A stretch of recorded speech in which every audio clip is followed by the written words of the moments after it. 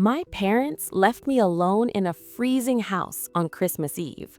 But that wasn't the worst part. 15 years later, I found out they didn't just abandon me. They sold me for $500,000. And the day they came back to collect their inheritance was the day I closed the account permanently. If you've ever felt ignored, underestimated, or treated like you didn't matter, this story is going to hit hard. So before we begin, hit like, subscribe, and settle in, because this isn't just a revenge story, it's a blueprint.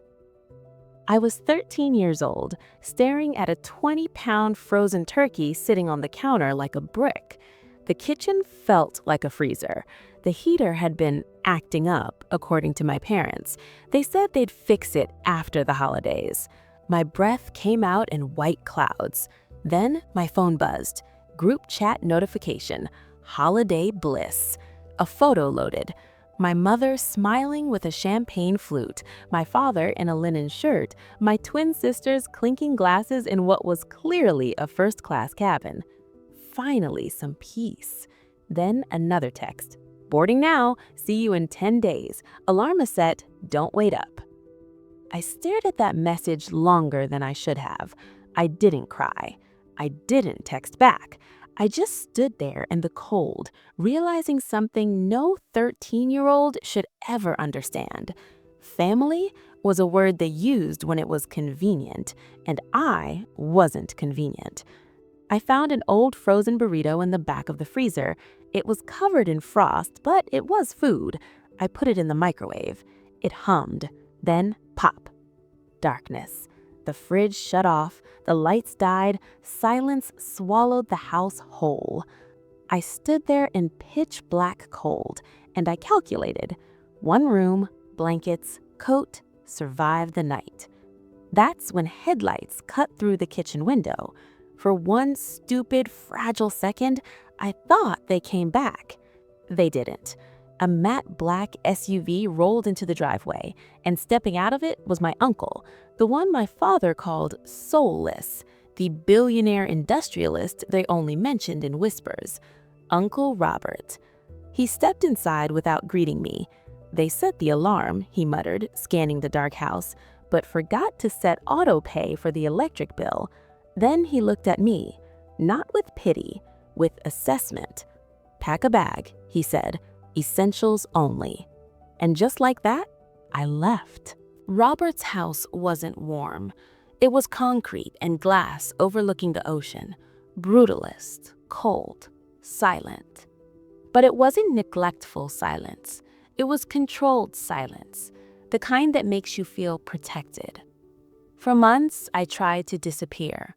I moved quietly, ate fast, stayed out of sight. One evening, he caught me hiding in the library.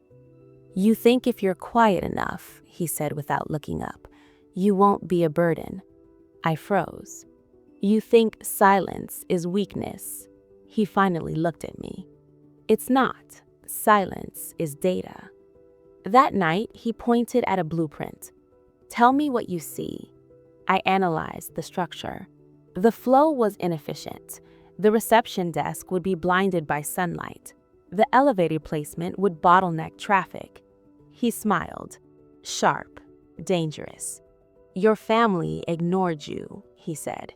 "But while they were posing, you were studying." That was the moment everything shifted. I wasn't the abandoned child anymore. I was a weapon being sharpened. Robert didn't buy me toys. He bought me books on negotiation, structural engineering, contract law. He took me to board meetings. I sat quietly in the corner, watching, learning who lied, who flinched, who overplayed confidence. By 16, I understood leverage better than most executives. At 18, I graduated early. At 24, I started my own firm. By 28, I was designing skylines. I wasn't rebuilding my childhood. I was constructing dominance. Robert didn't die dramatically. He concluded, as he would say. 2 days before he passed, He handed me a sealed envelope. "Demolition order," he rasped. "They'll come back when they smell money." He was right. 3 black limousines pulled up to the private service. My parents stepped out in designer mourning. My sisters were live streaming their grief. My mother collapsed theatrically into my father's arms. They didn't see me. They saw the 13-year-old in the frozen kitchen. After the burial, they cornered me. "We'll take it from here," my father said smoothly. "We need to appraise the furniture," my mother added.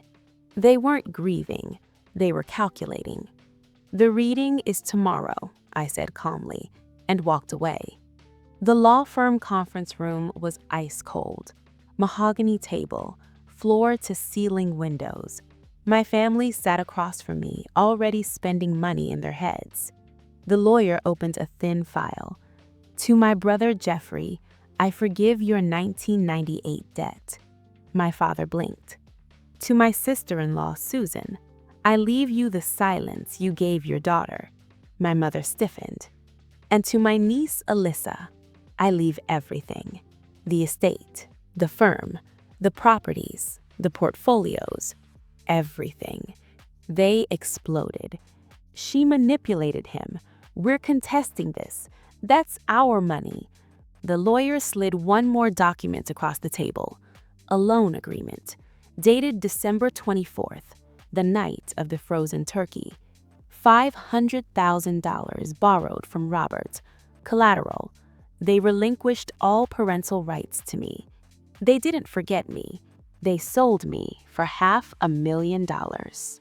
I expected guilt. Instead, my father said, "We were in a bind." My mother sobbed, "We gave you a better life." I stood, calm. "You traded a daughter for a lifestyle," I said. "The transaction is complete." They called it unfair, illegal, manipulation. I looked at them and felt nothing but clarity. "You already took everything," I said, "and you spent it." I walked out. They tried to break into the house that afternoon. Security escorted them off the property. "This isn't over," my father screamed. "It is," I replied. I went inside, closed the door, turned the lock. Click.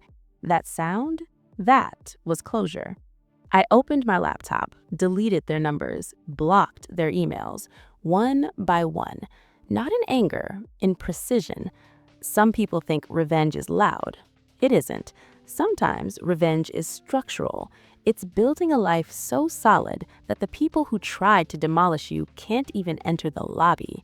They sold me for $500,000, but I inherited something worth more: power. If this story gave you chills, hit that like button and tell me in the comments, what would you have done in that room? Would you forgive or lock the door forever? Subscribe for more stories where justice isn't begged for, it's built.